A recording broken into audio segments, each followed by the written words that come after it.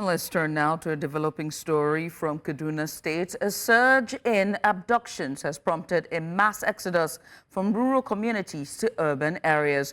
Reports indicate that residents, particularly those living in personal houses on the outskirts, are abandoning their properties due to rising kidnapping incidents. The exodus is driven by fears of escalating attacks by armed bandits. Despite assurances from security forces and government officials about safety, many residents are opting to leave in search of a greater protection. The areas most affected by this trend include Gonin Gora by Abuja Road, Romi, Sabon-Tashi local GRA, Sabon-Tashi GRA, Ibrahim Yukuwa Road, that's New Road. There's also Maraba Rico outskirts and the surrounding regions. And so to discuss this further in detail, we're joined by security analyst Salaudeen Hashimu. Well, Salaudeen, thank you so much for joining us. We appreciate you for coming on. I would like to start by asking your assessment of the current security situation in Kaduna State. How has it impacted residents, especially those around the rural communities? All right. Unfortunately, this rising case is something that comes with quite a lot of worry. And this is so because Kaduna actually parades about 15 military establishments. Unfortunately, that state again has become a playground for bandits and some marauders who have consistently terrorized communities in search of some level of additional expansion of some capabilities they have possessed very lately. We have the NDA, School of Armory, the School of Artillery, the military schools, and all the military fatigue and establishments are there. But again, it is actually something that borders around how having all of this establishment has not translated into safety and security for citizens. And what this therefore tells us very clearly is that there is an expansion of ungoverned spaces in the states. Because again, most of the people who have left those communities in Gonin Gora, in Sabo GRA, in Marabarido, and all of that, have abandoned their private residence because state cannot guarantee their safety and security. And this is so because of the rising case of poverty. First quarter of 2023, there are about 66 million Nigerians within the state of poverty corridors. And first quarter of 2024, we have over 100 million Nigerians. And what does it tell us? It tells very clearly that the issue of insecurity is not intraceable.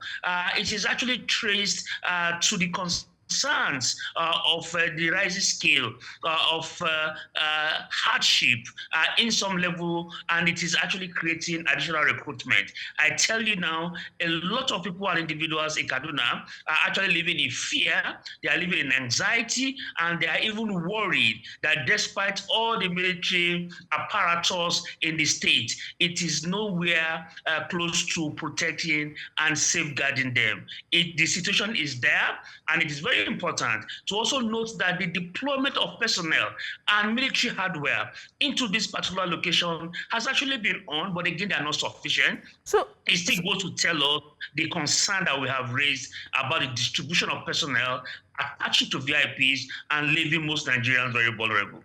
You just said that that the strategies that they're using is clearly insufficient in tackling the issue of insecurity, especially in this area, and it's quite heightened. Then what then would you recommend that the Kaduna State government do? If there's already the joint task force with the security agencies, there's also the army as well. But what would you then recommend that can root or nip this in the bud once and for all? Two strategic recommendations. One is that we need to invest more in intelligence. If you do intelligence-based approach to safety and security, you become more efficient, more responsive, and even more effective. And I think it is very important that the state should actually focus more, and that will therefore mean that you have to work with communities and citizens as participatory in this particular process. Second is that we need to find some kind of livelihood. Kaduna is actually a hub for industries in the past. The UNTL, KTL, Finetex, Nortex, all of these industries have actually collapsed. 3 industrial areas in Kaduna, all 3 industrial areas have become very moribund, have become comatose. Just one textile factory in Kaduna in the past employed over 5,000 persons. Economy activity in Kaduna is actually laying prostrate. If you must rescue the situation on the ground, you need to invest more in turning the economy around, invest more in the real sector, job creation. And that is meaning that you need to implement the national security strategy.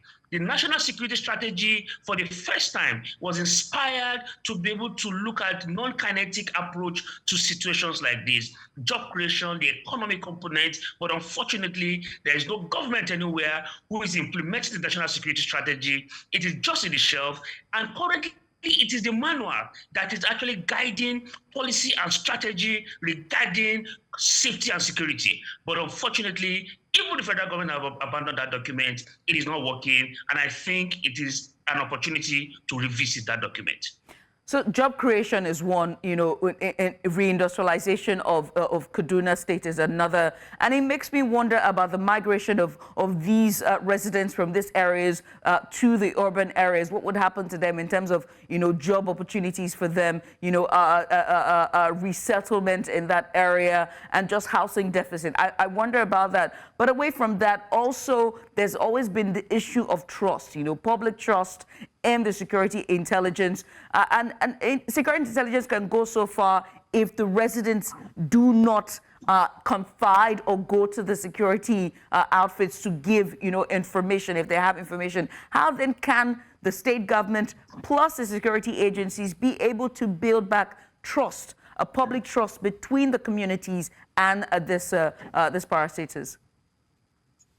Incidentally, I was the meeting where I facilitated and did a sample size study using Mentimeter, where I tried to get the perception of citizens regarding their trust for the state. And I can tell you that the result about the Mentimeter, which was almost immediately giving me the result, didn't come out good. So government must actually do confidence building. One of the things that you have mentioned, which is very fundamental, the resettlement is actually going to affect a number of people because they have lost their livelihood. Because most of these guys are just rural farmers who rely only on their lands, the environment to be able to sustain and survive.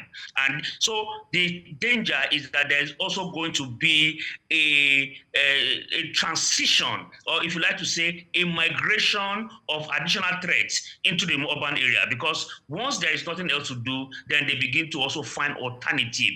And sometimes the only alternative that is readily available is just getting into crime. So that for me is something that the state security architecture should also pay attention to. The second one, which is more fundamental, is the fact that there is always the concern as to the level at which government has also kept its word. Kudumbiri in Kaduna State was where there was a military operational error lately, as communities were actually massacred. Yes, right. We agree, operational errors occur, and there were promises. Between then and now, I can tell you that not too much has been done to be able to compensate communities where that particular operational error went wrong. And I think it is very important.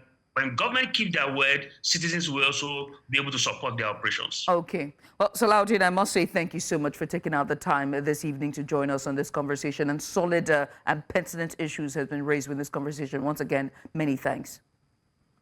Salaudeen Hashimu, thank you so much. Salaudeen Hashimu is a security analyst, and he joined us to discuss about the mass exodus in Kaduna State.